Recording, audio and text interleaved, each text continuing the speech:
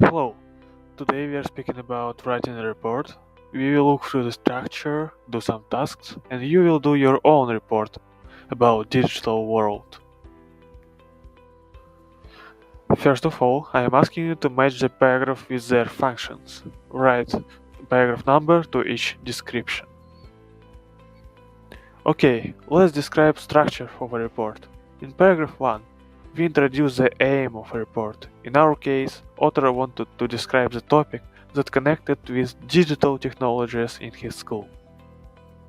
In paragraph 2, we write about main topic and point of a report, something that's the most important for us to present at first.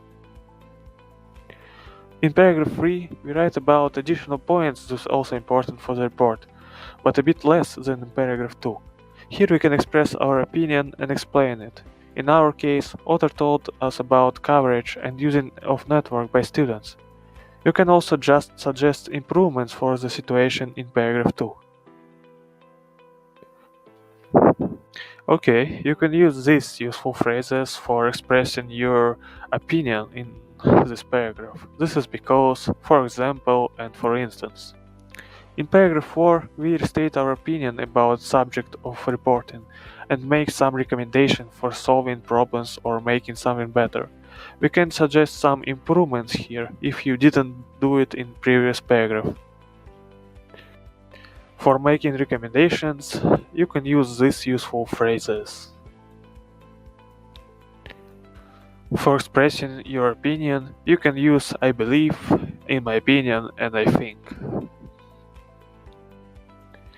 Read these two paragraphs and write the name of a report. Use relative clauses in your task. Okay, next task for you. So use words connected with technologies from your model, from vocabulary page, and write possible problems that can be connected with them. Use relative clauses in your sentences. Your final task. Write a report about your school website, describe its current situation, suggest your improvements, use at least 4 words from your model and relative clauses. Bye!